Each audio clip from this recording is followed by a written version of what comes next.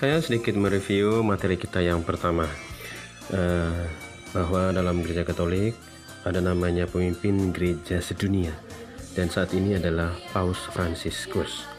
Dia adalah seorang kardinal atau uskup dari Argentina, tapi dia masih berdarah Itali. Kemudian materi kita di materi yang pertama itu adalah mengenai arti dan makna gereja. Dan gereja itu adalah diambil dari beberapa kata. Yang pertama dari bahasa Portugis, yaitu igreja.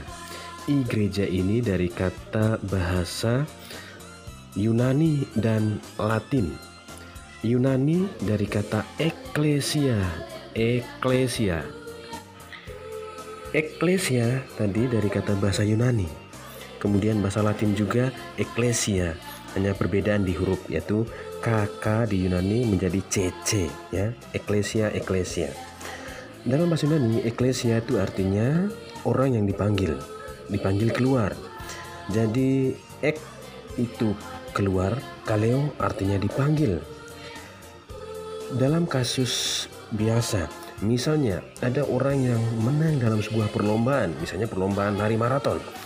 Nah, ketika dia menang, maka dia akan memberitakan itu kemanapun, ke siapapun, bahwa dia memenangi perlombaan itu. Itu arti dari kata ecclesia.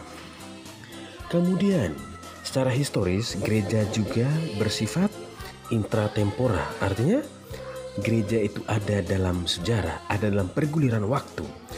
Inter tadi itu artinya di dalam, tempora, tempus artinya waktu. Kemudian dalam gereja juga ada hierarki. Yang termasuk dalam hierarki adalah uskup, imam, diakon. Artinya mereka ini yang ditabiskan secara khusus. Kemudian untuk menjadi gereja, menjadi anggota gereja, menjadi umat Allah, dalam gereja itu ada namanya ritual pembaptisan. Baptis ini disebut juga meterai kekal atau meterai indelibilis atau tak terhapuskan.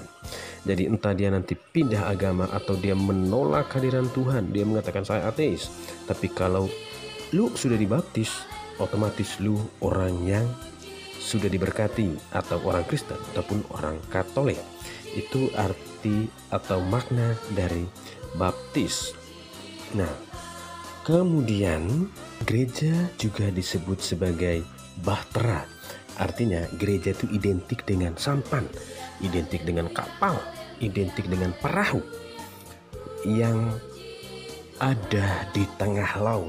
Dia menghadapi begitu banyak badai, begitu kencangnya angin, gelombang, namun dia tetap harus berjalan dan sampai pada pelabuhan. Jadi gereja itu ada di dunia, dan gereja itu juga ikut dalam segala suka duka dunia. Kemudian gereja juga disebut sebagai badan sosial. Artinya gereja juga ikut prihatin dengan kondisi sosial, ekonomi, politik, apapun di dalam dunia.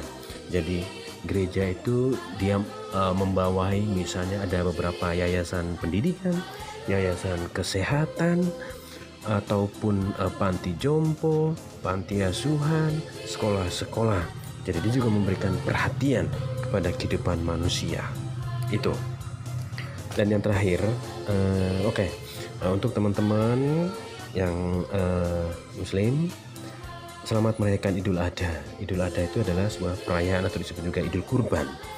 Idul Kurban itu artinya atau maknanya itu adalah memperingati ketika Nabi Ibrahim mempersembahkan Ismail. Jadi maknanya itu adalah pengorbanan. Oke, terima kasih, selamat merayakan Hari Raya Idul Adha.